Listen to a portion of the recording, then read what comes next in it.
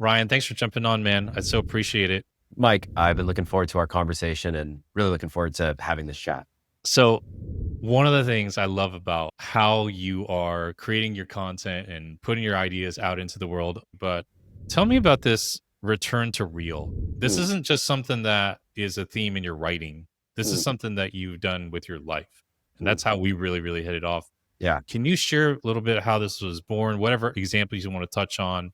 Obviously, you live on a farm and you're growing your own food, so this is more than just blog posts and things like that. So, can you share with us a little bit about where all this is stemming from?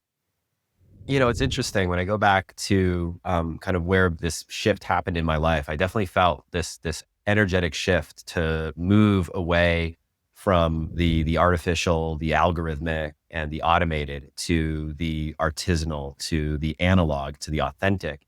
And it came from the fact that back in 2021, we attempted to sell our business, and we had an offer, very big, life changing amount of money to buy our business. And at the 11th hour, for macroeconomic reasons, the deal fell apart. And after it fell apart, I spent a lot of time in sort of deep reflection because that was not how my story was supposed to end. I thought like that's not how the end was supposed to happen in this book or this volume. And I spent a lot of time reflecting. And one of the things I reflected on was, why did I want to sell my business? And what I realized in this process of deep introspection is that I started hating my business. And as a result, I started hating myself. That was the truth. And the reason why I thought, well, why did I start hating myself so much? What was it about this? And I found that I'd made these 1-degree decisions in my business, not one sum total, one thing, but the sum total of all these things that took me to a place that what I had built and what I had created was not authentically me. And about a year ago, I actually decided to do something a bit extreme. And I took the reins of my email list that we had been sending email to for years and years and years. And I wrote an email called The Embarrassing Confession. And the embarrassing confession basically said, I have an embarrassing confession to make. I know this may shock some of you, but every single email that's been written with my name attached to it was actually not written by me. It was written by a team of writers, or more recently, with the help of AI, for the last 7 years. But today this stops. I haven't felt good about this for quite a while. And I felt that over time, that what was written by me started resembling a photocopy of a photocopy of a photocopy. It started resembling the watered down orange juice that you get out of a fountain machine, not the freshly squeezed orange juice that you get at Sunday brunch. And I made a decision that here on, anything that has my name attached to it, where you see my name, it's going to be personally written by me. No team of writers, no AI. It's going to come from me, from my heart, from my soul. And my thesis was that I believe that our audiences want to hear from us. And I wrote in this piece, I said, can you feel that this piece was written by a real human being with a real beating heart? Can you feel it? Your audience wants to feel your beating heart too. And that was a year ago that I started with this shift. And I believe not only is this the way of the future, I believe that this is the last competitive moat that we have, whether you're a solopreneur, a coach, consultant, if you're a marketer, to differentiate yourself. It's no longer technology as the biggest moat. We could come up with a cool piece of technology. Someone can see that technology and using vibe coding and some of the tools that are out there, basically replicate that technology almost overnight. But nobody can out-compete you at being you. So be the most concentrated version of yourself, the freshly squeezed orange juice version of you, not the watered down stuff that comes in a can.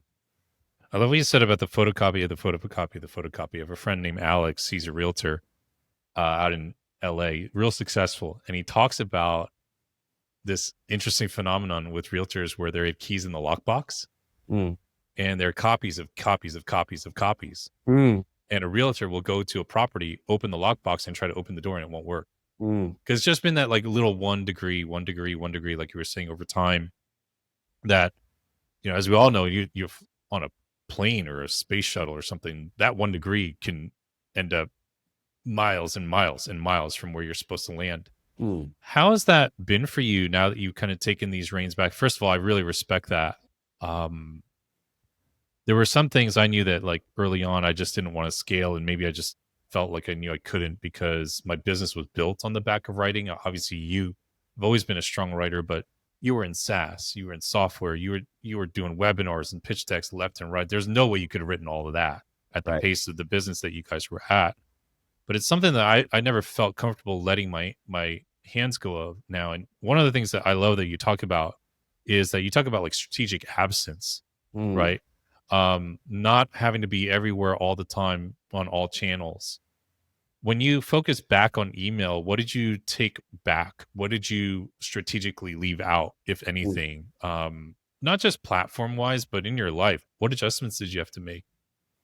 Well, on a logistical level, I really reoriented my entire work week. And thus, in some ways, I want to say this is maybe a bit of an extreme. I don't want to be melodramatic about it, like my entire life around this. So, like, for example, one of the things that I do first thing in the morning. So my routine is as follows. I wake up early in the morning. We do live on a farm. We raise and grow about 80% of the food that we consume as a family. So we raise cattle, we raise chickens, we raise bees, we tap maple syrup. We have 500 fruit, nut, and berry trees. I've got a big production garden that I just put down 200 feet of onions and squash and carrots in just the other day. So we have our hands full. And if you see what I post on social media, it's usually a mix of the most recent one that I posted. I said, move over toddlers and tiaras.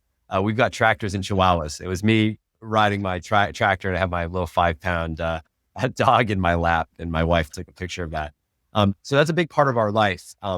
But the way I've oriented my working time is I wake up first thing in the morning, and I have a practice: touch earth before touching the screen.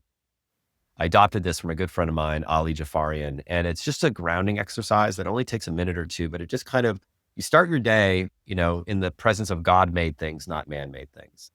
We operate in this paradigm that we interact largely with, devices and technology and things that are, made by humans, and we forget our roots and what that means. And it just kind of is a great grounding exercise, not just physically grounding yourself, but putting yourself in perspective of the universe. And so once I do that, I write.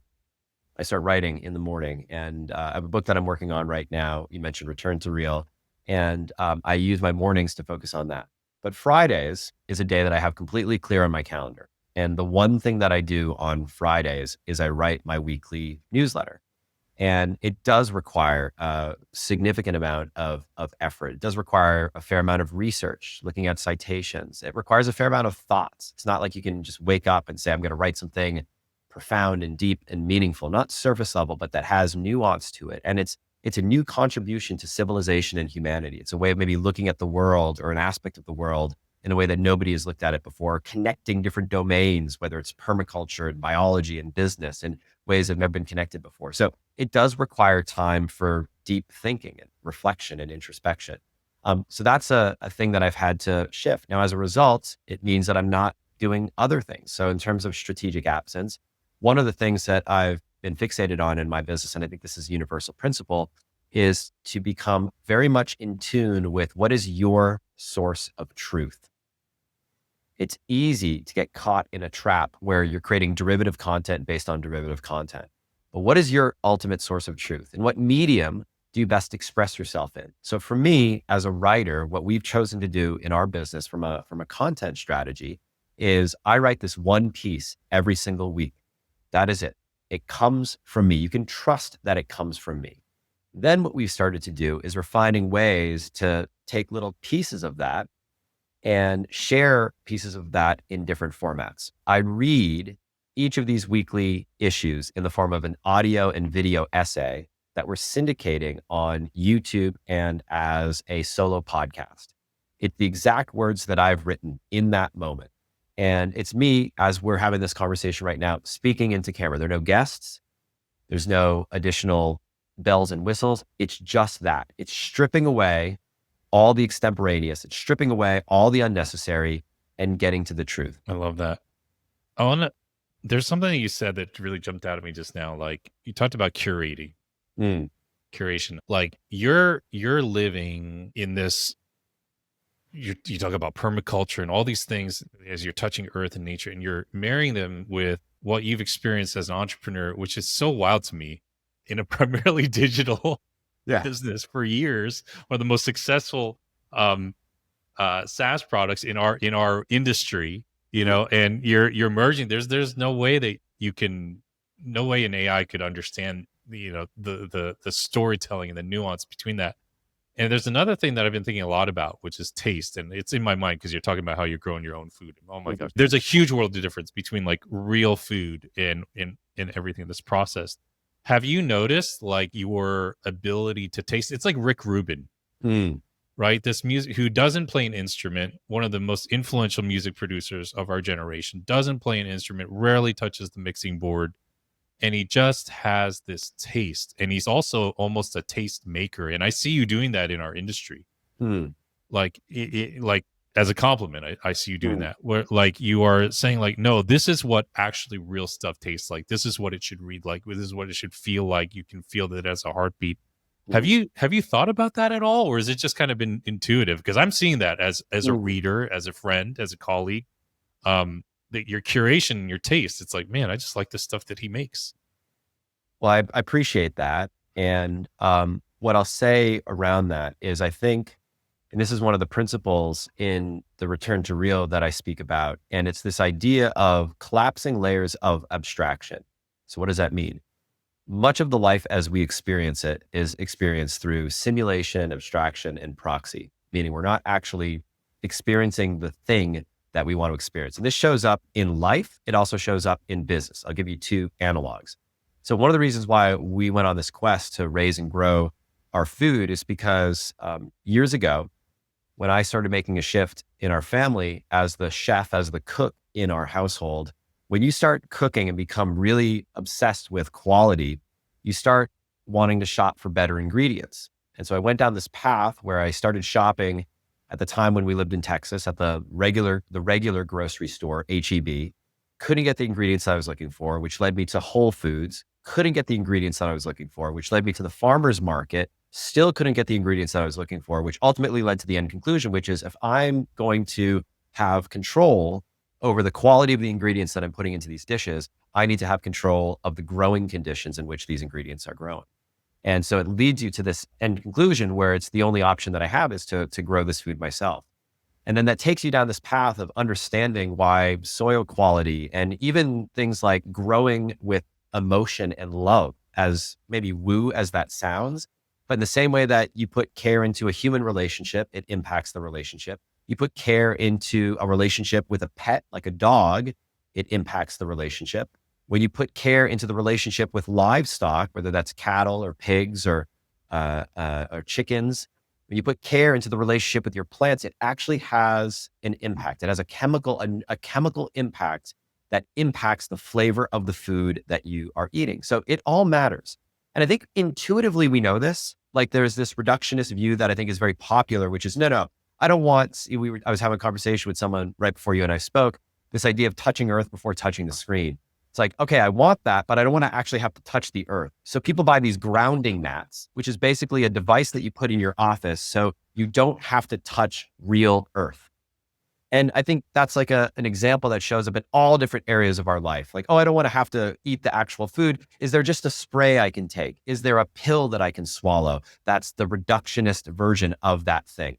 And I think something gets lost when you try to live through that abstraction. You lose the totality of the experience. Okay, so that's food, that's farming, that's a physical world. How do we draw a parallel to the world of content and personal branding? Well, it's no different. We think that if love and attention doesn't go into what it is that we're creating, it doesn't make a difference. People can't tell, but people can taste the difference. I can tell you from experience, they can taste the difference between the Sunday brunch version of that orange juice and the watered down stuff that comes from a can. They can taste the difference between something that you just throw in as a prompt in ChatGPT, fire off a quick email to check off a checklist that you want to get through and get that email out to your list so you can wipe your hands and move on to the next thing that you have versus the thing that you obsess over, that you pour your heart into. I believe the biggest mistake that people are making here today is they're abdicating their voice to AI.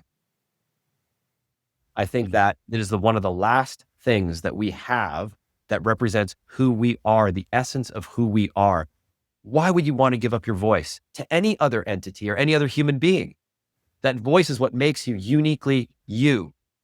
And so instead of rushing to form an audio or video or text-based version of you that's good enough, I would argue that the competitive advantage that we all have is to be the more concentrated version of you.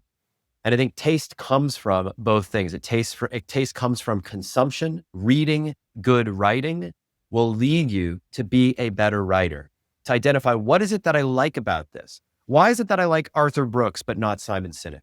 What is the difference between those two writers, those two thought leaders? What is it about those two human beings? And you can take your pick for maybe who you identify with in a bigger way and you identify with in a lesser way. So be a consumer of what it is that you produce. It's like slow cooking and slow eating, right? Mm, Like you can't like you go to a great restaurant. I've been to my fair share of great places, and you don't chug the cocktail. You don't scarf down the sushi. Like in certain places, you just don't do that. Like mm, you have to savor it. And I think a lot of us have lost our sense of taste as mm, well. It's like, like when you're sick and like you don't have your appetite. It's like our whole culture is sort of like that. mm, Like I'm forcing myself these days, as crazy as it sounds, to actually watch a full movie. mm, Like to watch an actual 20-minute runtime of a sitcom or an anime I've never watched. And anime drives me crazy. I love the visuals, but I hate the slow pace. And I'm like, this might be good for me. Like I've gotta like expand my attention span again. mm, Have you shifted in the way that you're consuming content? You mentioned reading books and things. Like, have you always been kind of a slow chewer, a savory, you savor what you're chewing? Or have you noticed that you've had to change that, especially in light of what you did with Ask and all the craziness of growing that company? I think like all of us, I've gotten swept up in the speed of it all, the pace of it all. Mm, And one of the things that I found is the times in my life where I've made major shifts have been times when I've physically isolated myself from being in one of these echo chambers. I'll give you an example. So early in my career, I was living and working in Shanghai, China, and city of 25 million people, and just incredibly fast paced and just kind of swept up in all of it. And in 2008, I turned in my resignation letter and decided that I was going to start my business. This was something I'd never done before. I didn't have a landing zone. I just had a dream and a vision that I wanted to do this. And at the time, everyone in my life said I was completely crazy. But one of the things that I did is my wife was in grad school at the time at Hong Kong University at HKU. And we decided to move to an island in Hong Kong, SAR, which is called Ma Wan. Now, this is a tiny little island that there are no cars on the island. The only way to get to this island is by ferry. There's a tiny little grocery store and there are a few little restaurants, and that's really about it. And I was on this island isolated from the rest of the world, and it gave me the space to think independently, to have sovereign thought, to not get caught up or swept up in what everybody else was doing and the FOMO that can come from that. Now, I admit that I may be more susceptible to that than most people, but I'm one of these people that I'll get swept up in the frenzy of where I'm at. So they say, you're the average of the 5 or 7 people that you spend the most time with. But I don't think any of us is average. I think that when you spend time with yourself, you can be the truest version of yourself. So that was the place where I started my first business. And I did all sorts of unconventional things. I did things that I never would have done had I not isolated myself from the pressures of conformity and fitting in with my friend group at the time. I started a business teaching people how to make Scrabble tile jewelry using origami paper and spare Scrabble tile parts. That was my first business. Of all things, I never would have had the independent ideas around doing that had I been in the middle of whatever place that I was in. Fast forward, we moved back to the United States. We moved to Brownsville, Texas, a border city in South Texas, less than a mile away from the Mexico border.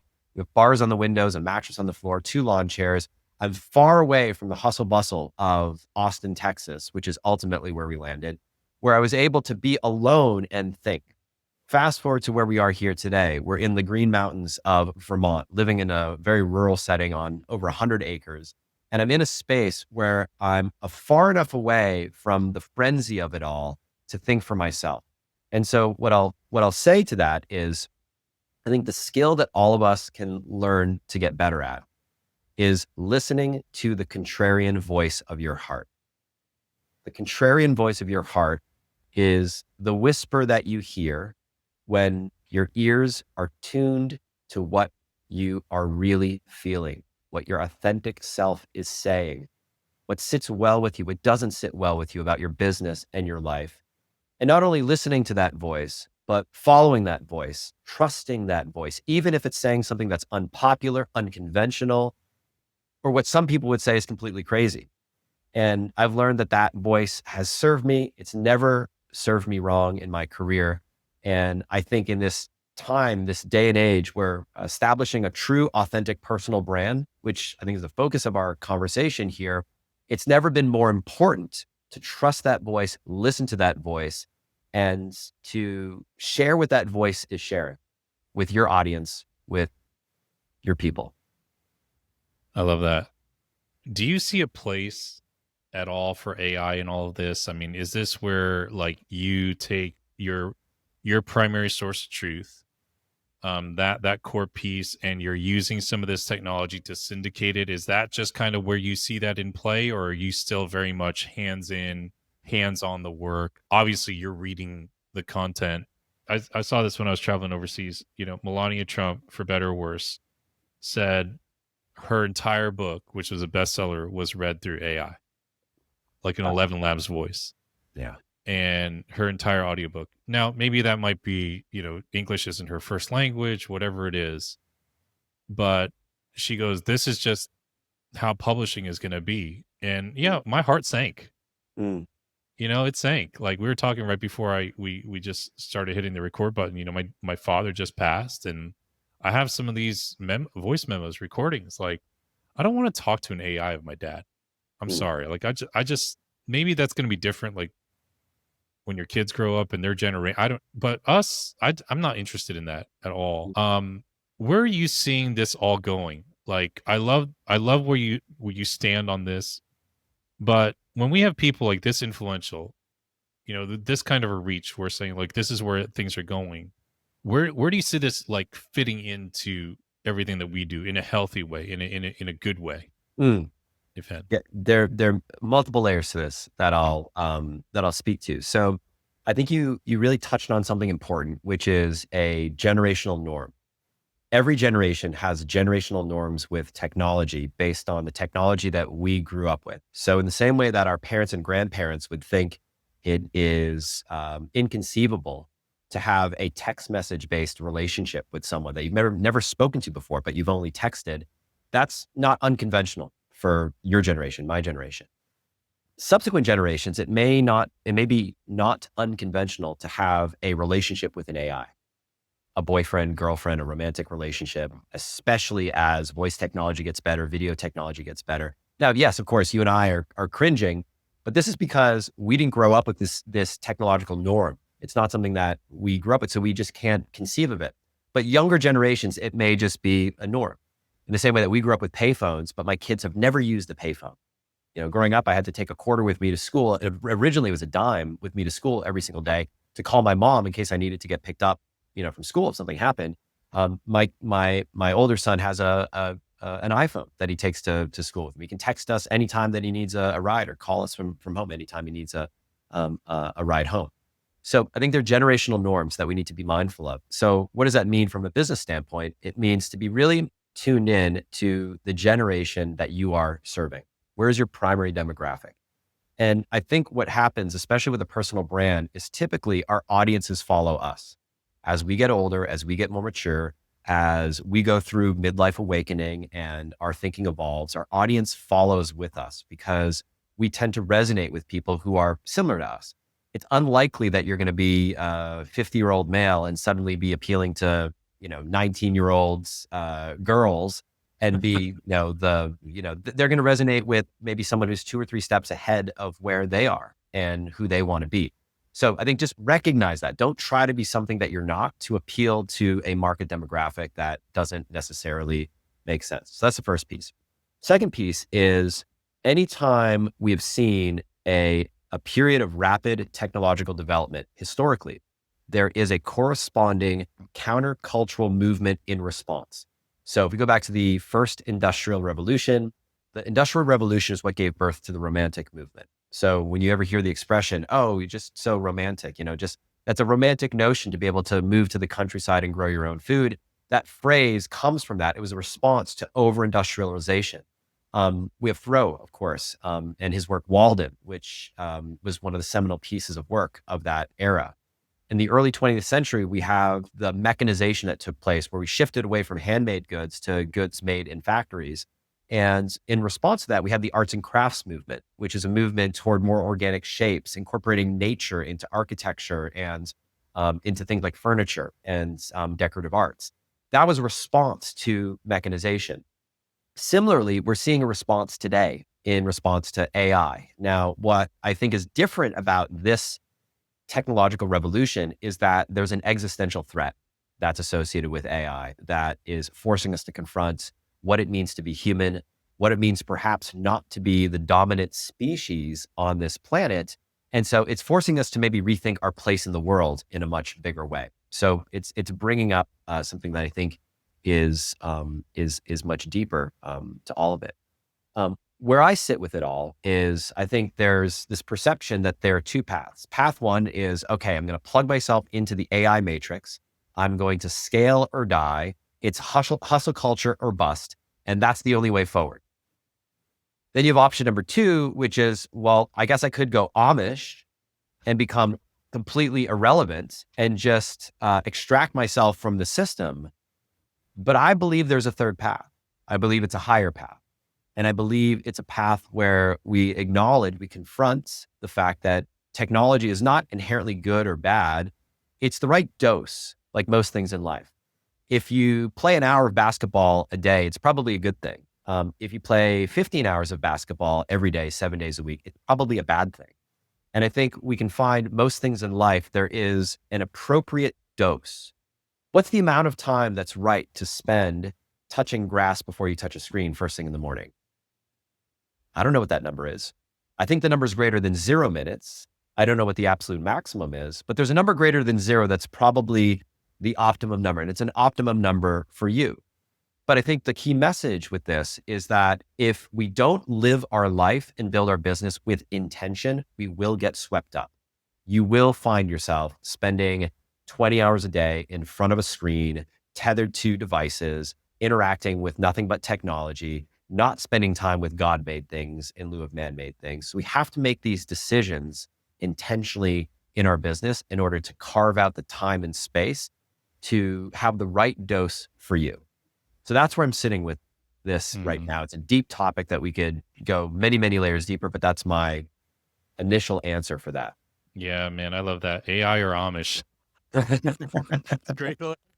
We just created another framework there.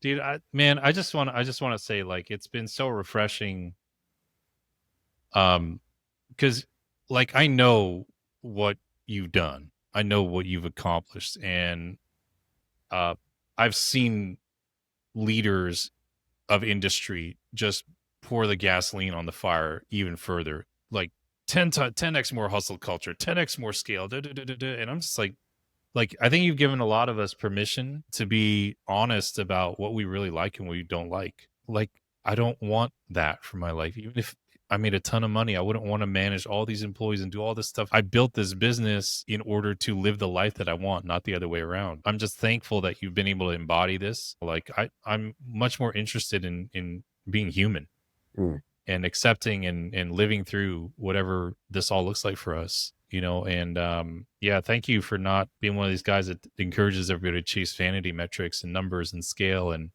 you can have it, and they're more important things. So yeah, dude, thank you so much. I'm excited just for what you're continuing to do and how this is all going to unfold. Everybody should follow Ryan in the Digital Contrarian newsletter. Last question: does anything surprise you, good or bad, as you've gone down this more artisanal, authentic route? Whether it's like something you didn't see coming within yourself or from the external world or realization, good or bad, it's a courageous step. I know. Has anything surprised you? Yeah, the honest answer, and every answer has been honest, but I don't want to end with an answer that loses the nuance of it all. There was a last weekend. I spent a day driving 7.5 hours to take one of my sons to multiple soccer games in two different states, opposite sides of both states. And I had a morning game and an afternoon game. It was torrential downpour, it was monsoon conditions. And I drove in the morning and then all the way in the afternoon. And I didn't get home until about 11 o'clock at night. And I had not yet written my newsletter. And that was one of these nights that I was spent. I mean, I was exhausted and every fiber in my body wanted to say, just mail it in. But I made a commitment to myself. I made a commitment to my readers that I was going to write something that night. Um, and and the reason why I say that is it's not always easy. It's sometimes hard, but you can do hard things. Like we can do hard things. And what I believe is that so much of the malaise and unhappiness in modern life comes from the fact that we've forgotten that the struggle is the solution, that convenience is what's killing us. We seek efficiency in every aspect of our lives. Well, how do I do less? But I can tell you, growing your own food, hands in the dirt, doing the work outside after a 10-hour day coming in, there are few things that feel more fulfilling than to hop on the couch and feel like you've lived a life that was full, had a day that was full. And so I would say in some areas it's felt harder. That's been one of the surprises than I expected it to. But the last thing that I'll end with is this is a realization I had that I'm sharing in the book and that I'll leave maybe this conversation with. And it's that the best things in life don't scale. If you think about a hug with a loved one, that's what it's all about. Like that's why we do what we do. And you can't scale that. So the question to ask yourself is, what are you willing to sacrifice in your business? What are you willing to do that is decidedly unscalable, and do it in spite of that fact? Because ultimately, and this is the truth, ultimately, that's your competitive advantage. That is the final moat that I believe exists in business here today, is to do what is unscalable, because that is the thing your competition is not going to be willing to do. Whether it's spending 12 hours every single week writing a personal, private newsletter by hand with no AI and no team of writers, that is something I know most people aren't willing to do. So what's your version of that? Do that, double down on that, and watch your success.